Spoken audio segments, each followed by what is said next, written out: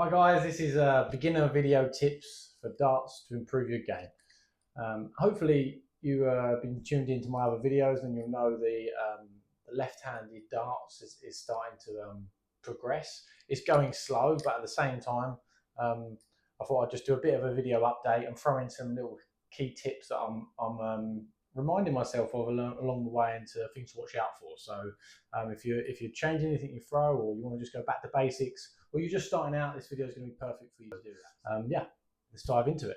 So I'm going to talk and throw, so it's a little bit easier.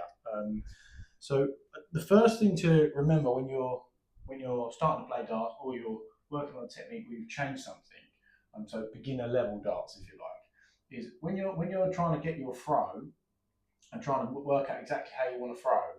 What you want to make sure first of all that you're always trying to stay balanced, so that you're constantly, when you're addressing, you're constantly not having a lot of movement when you're going through the dart. So that this is the only part of your body moving.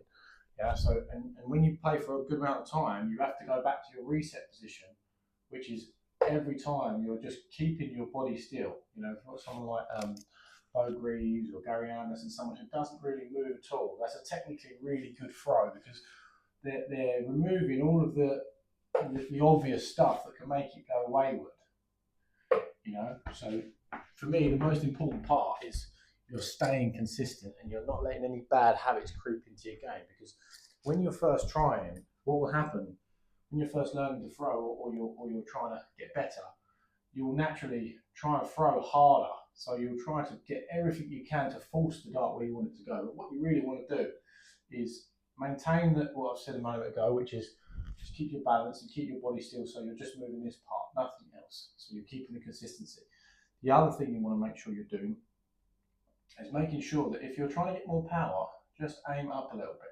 So just change the angle just so you're going up. So instead of me trying to make sure I get it there and then dropping down, if I just aim up a little, lean back slightly, and then just follow through with a nice smooth action, instead of trying to force it up there, leaning forward too far, and then trying to make it happen. It's going to go all over the place. Believe it or not, that one was aimed at the other one. So that's how it can easily, because it's a really important point to remember, that when you lean in darts, most players, you don't really want to lean forward that far, because what you're then doing is you're creating an angle for your arm to try and get up to and still remain straight. When really the easiest way to stay straight is drawing a straight line down here all the way to where your throw starts to go forward. So what you really want to do, go right back, and you're just going to literally float in one direction forward. Yeah, so just a nice float. So you go back. Yeah. Oh look, found the treble. You know, and there's 100. So my point is, yes, you want to try and get a little bit more power, but do it with your arm fully extended, rather than trying to make sure you're trying to fire at it. Just you want a nice long arm extension. You know, so there's not much to go wrong. You're not always going to go perfectly straight because you're learning, but a nice, they're at least in the same area. They're not up here, down here, all over the place. We can deal with here. What we can't deal with is over here, firing up here. That's what you want to minimise. So the smaller you aim, and also the second point I want to go into is really quite important. See the circular ring where the trebles are? If you're throwing all over the place, to build confidence, just aim to get 3 inside here first. Before you're going up here, aim to get 3 inside this circle, inside here. And then once you get that, then you can try and get them in this section here. So you're getting here, you know, even if you have to start here and here, just to build confidence, get them in this section next, so then it aims you in the right place. And then once you've done that, then you can try and aim to get 60s. And then once you get to 60s, then you can try to come down. For me, I wouldn't start just trying to hit on here, because all you're going to do is destroy your confidence, drop into here all the time. And what most people don't realise when they're throwing is, if you're having a bad day, just aim up more, because the chance of you hitting in this segment, if you go low, is going to be in or here or here. If you go low and you hit here, you're going to go in here. You're not going to drag into this one. You've got a lot more room in this segment compared to here if you go wrong. So naturally, if you aim higher, you're fine. It's really not a problem. Although, so that what I'll do, if you're aiming higher, yeah, let me just give you an example. If you're aiming higher, so if say you're aiming at the double 20 right now, then naturally, if you're aiming higher and you're coming down, you're naturally, worst case, you go a little bit lower. So see, even now, I know they're not dead straight, but I'm still above the treble, so I've still got a chance of going in it, even if I lose a little bit of power. If I try and go below, let me show you what that looks like. Yeah. Oh, there's less power on that one. Yeah, straight in the 5. Alright, I landed in the 25, but that could have bust me, could have done anything, you know. So for me, we don't want to be going, we don't want to deviate from the key big areas whilst we're building confidence. For advanced players, it's not going to be something that you're going to be doing, which is making these smaller circles. But if you're an advanced player and you want to get a bit more consistency, or you're having a bad day, just aim up here. You know, double 20 is fine. You know, just below is fine. If you're just in this segment, 60s, it's going to win a lot of matches. You know, if you can get a lot of 60s and drag the odd treble 20, it's a lot better than hitting 26, 25, you know, and all the rest of it. So for me, it's really, really key to just keep at that. The other thing I want to get is, for beginners starting out, you want to make sure that ideally, unless you really throw naturally, you want your angle you're sitting in the board to be going in like this. So I'm going to show this to the camera. Instead of sitting in the board, you don't really want to be straight as you're coming in. The reason why that first happens is as you're coming in and you get a lot of Robin Hoods, you'll naturally come in and go straight onto them like that, because you can't go over the top and bounce. You can't bounce here, so you're basically going to follow it in and go in the back. I never hardly ever get Robin Hoods. So for me, that's something I worked on early on in the game. And funny that I'm now throwing left-handed and I'm still not really getting Robin Hoods, because I understand that whether I go up here or up here, the worst place for my dart to be is kind of on a normal trajectory. You almost have to be a little bit more upright or a little bit flatter, so that it's very hard to get a Robin Hood as you come in and your naturally dart's coming down like this to try and get it in there. You'd have to really miss by a way. So naturally it's going to come in here, bounce and go in the treble. Or if you're the other way, you know, standard, you're going to come in and naturally your dart's going to sleep under there and just slide in. That's what you want it to be doing. So for me, that's a really key point when you're starting out to remember. The other really, really, I'd say, key point what I want to go through in this video is when you're aiming and first starting out, and even for advanced players, if you're just trying to build on your skill, what you want to do is wait until you've got a really good throw, yeah? And then once you've got that, you want to remember how it feels, and then try and really sear it into your brain so that you've got, I mean, there's 2 trebles there. So I want to sear that into my brain when I'm going into 18. Think to myself, how did that feel? And try and almost bring that mental picture up of how exactly it felt when I just threw that.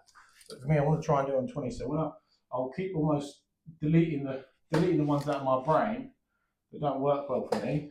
And then when I get one that's a bit better, like that last one was better, I'll remember what that feels like. Yeah. So if I try and do it on 20s now, if there's bad ones, so I'm not going to try and remember that. That didn't feel right to me, so I'll provide instant feedback, nor did that. So I'm going to, in my mind, disregard all of those throws. I'm almost trying to throw that perfect one. And then once I do that, I'm just trying to imagine I'm throwing exactly the same shot. So now I'm trying to start below. There we go, that's the one. Now remember that. Yeah, and again. So I'm trying to replicate. So that last one was on track, but I released a little bit, not enough power. You know, I collapsed on it a little bit. So the main thing as well to remember is when you first start off, the easiest way to throw is to have just a full, nice floating extension. So almost just like this in the front. So leaning back a little bit, back, nice slow backwards, and then like this, and then releasing here. So you're finishing always here. And when you get a little bit more power, naturally your wrist should do this. You can be exaggerated with it, but for me, just back and then do it. Your wrist will never do that. It will never do that. But you want to just try and, when it's coming through, push through. Like the best thing I ever heard was that with a basketball. Imagine you've got a basketball in your hand. you know, if it's weird doing it left-handed because I'm right-handed, but if you was here, you would literally just, this is a guiding one, and as the ball rolls back on you, you're then doing this with your arm. That's what you generally have a good straight shot, right? Because that's all the way, the last point is straight. So you're hinging here. You want to do the same with the darts as you're coming through, and then you're following it through.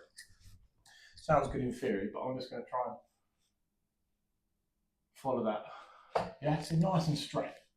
So let's just try and, yeah, you're going to get wayward ones. This is going to happen, but if they're going in the right area, you're already starting off. That's why I'd say the higher you are to start off with, when you first start off, if you haven't done more than sort of 20 hours or so, you really want to just focus on getting that there. You know, I wouldn't say to people to stack either. When I say stack, it means laying flat like mine are. I'm only doing that on purpose because I want to get stacked with my weaker hand, usually right-handed. But for me, stacking is not the best way to start off. You can always switch that way once you're a bit better, if you prefer it. But starting off, you will be more accurate if you're starting off with just throwing standards so they sit upright. And that's purely because there's a lot more going on when you're throwing laterally. There's a lot more to judge. It's a lot easier to have a bad release. Don't keep thinking about it. Just throw through it. Just keep going. Don't count all your 180s either, because you're then going to put pressure every time you get one. You're thinking, oh, I need to hit one. You know, and that's what you don't want to do. You want to make sure you're not putting any pressure, so you're just disregarding that it's a big thing. After, you can celebrate as much as you like, you know. But relaxed fingers is key, and not moving your body is key.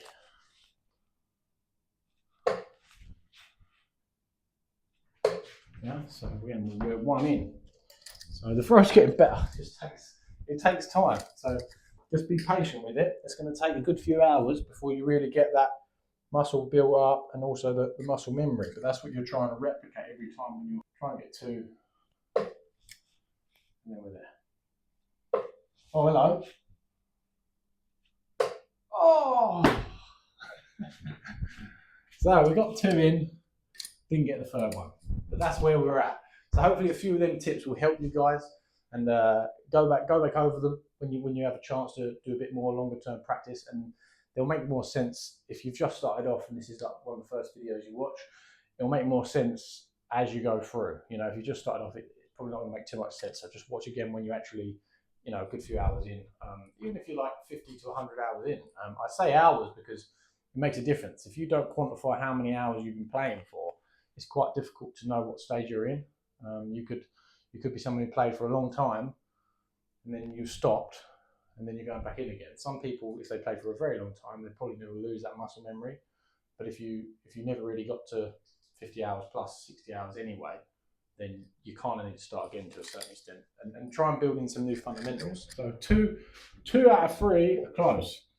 And that's where we just sometimes don't worry about just aiming for something. Just aim to throw at the board when you're first starting off only, and then just follow it.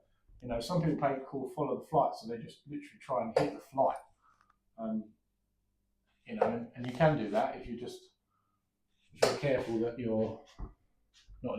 If you watch my first video compared to how much better they're grouping now, after that a few more hours, there's a massive difference there.